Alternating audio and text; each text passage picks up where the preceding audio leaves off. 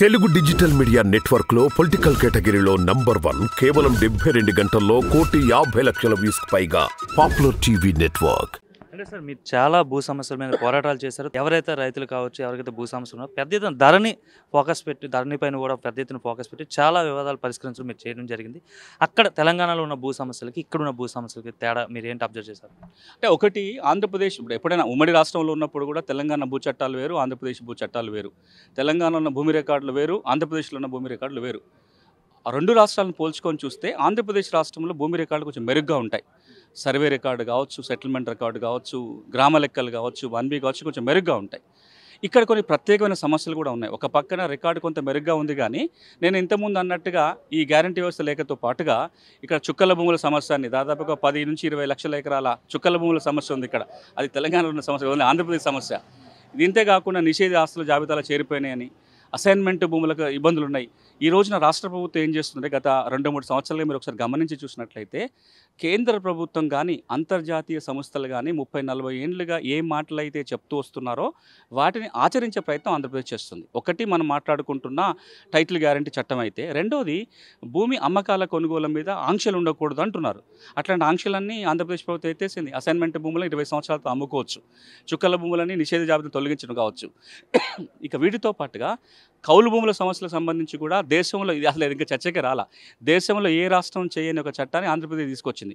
పంట సాగు హక్కుల చట్టం పేరుతోటి ఎవరైతే భూమి సాగు చేసుకుంటున్నారో వాళ్ళకు ఒక ఆధారం సృష్టించి దాని ద్వారా లబ్ధి చేకూర్చడానికి.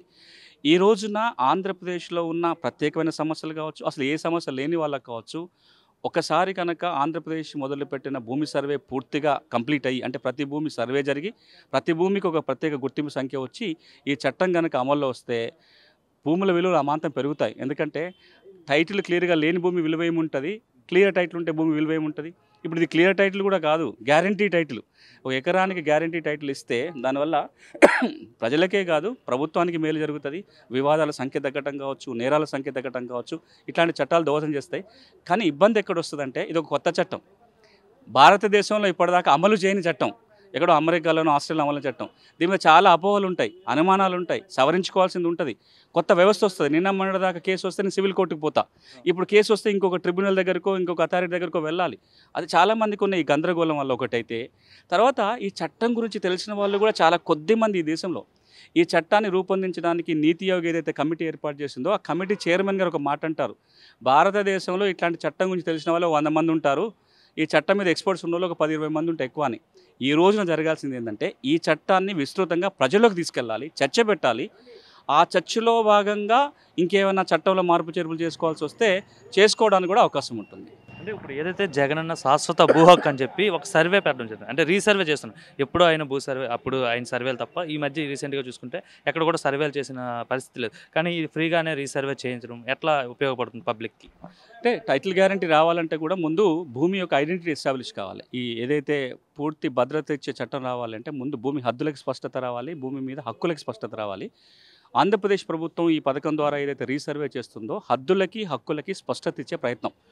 ఈ రోజున ఈ సర్వే అయిపోతే మీ భూమి హద్దులను కొలుసుకోవడానికి సర్వేతో పని కూడా ఉండదు.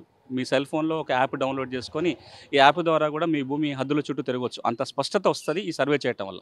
దాంతోపాటుగా భూమి రికార్డులు కూడా తాజాపరుస్తారు, అంటే భూమి రికార్డులు కూడా సరి చేయబడతాయి. ఈ రెండు ఎప్పుడైతే జరుగుతాయో టైటిల్ గ్యారంటీ తీసుకురావడం సులభం అవుతుంది. టైటిల్ గ్యారంటీ వ్యవస్థ రావాలంటే సర్వే జరగాలి. అందుకే ఈ రెండింటిని కలిపి చేస్తుంది ప్రభుత్వం. వ్యవసాయ భూముల సర్వే, వ్యవసాయేతర భూముల సర్వే చేసి కొత్త రికార్డు తయారు చేసి ఆ కొత్త రికార్డుకి గ్యారంటీ ఇవ్వడం కోసమే ఇప్పుడు కొత్తగా వస్తున్న చట్టం. అంటే తెలంగాణతో కంపేర్ చేస్తుంటే అక్కడున్న గవర్నమెంట్కి, ఇక్కడున్న ఏపీ గవర్నమెంట్, జగన్మోహన్ రెడ్డి గవర్నమెంట్కి, అంటే ఇంతకుముందు ఇప్పుడు అంటే రీసెంట్గా కొత్త గవర్నమెంట్ వచ్చింది, ల్యాండ్ రెవెన్యూ సిస్టమ్ పైన తీసుకున్న చర్యలు కావచ్చు, ఏవైతే తీసుకున్న సిస్టమ్ మొత్తం చేంజ్ కావచ్చు, ఎట్లా ఉంది అక్కడికి ఇక్కడ డిఫరెన్స్ ఏంటి నేను చెప్తాను. అంటే తాజాగా 2 రోజుల కిందనే తెలంగాణ గౌరవ ముఖ్యమంత్రి గారు రివ్యూ చేసి, అది ఒక మాట ఇది చెప్పినాక దాంట్లోకి వెళ్దాము. తెలంగాణ కొత్త ముఖ్యమంత్రి గారు ఒక 3 గంటల పాటు భూముల మీద సమీక్ష చేసి కొత్తగా చర్యలు తీసుకోవడానికి కానీ తెలంగాణలో భూ సమస్యల పూర్తి పరిష్కారానికి ఆయన ప్రయత్నం చేయబోతున్నారు. ఆ మేరకు సంతోషం. నేను కూడా మీటింగ్లో ఉన్నాను. నేను కూడా కొన్ని సూచనలు వారికి చేయడం జరిగింది. కానీ ఇంతకు మునుపు గడిచిన 10 సంవత్సరాలను కనుక ఒకసారి పోల్చుకొని చూస్తే భారతదేశం ఎక్కడికైతే వెళ్ళాలనుకుంటుందో ఆ వైపున వేగంగా పరిగెత్తే ప్రయత్నం ఆంధ్రప్రదేశ్ చేస్తుంది. ఇంకా తెలంగాణ ఆ విషయంలో వెనకబడి ఉందని చెప్పాలి. భూముల సర్వే విషయంలో కావచ్చు, రికార్డుల విషయంలో కావచ్చు, టైటిల్ గ్యారంటీ ఇవ్వడం కావచ్చు. ఈ ఆంధ్రప్రదేశ్ రాష్ట్రంలో జరుగుతున్న చాలా అంశాలు తెలంగాణలో ప్రస్తావనకు వచ్చినాయి. చేద్దామని అనుకున్నారు. రీసర్వే 9 ఏళ్లుగా తెలంగాణలో చర్చ జరుగుతుంది. ఆంధ్రప్రదేశ్లో సర్వే మొదలైంది.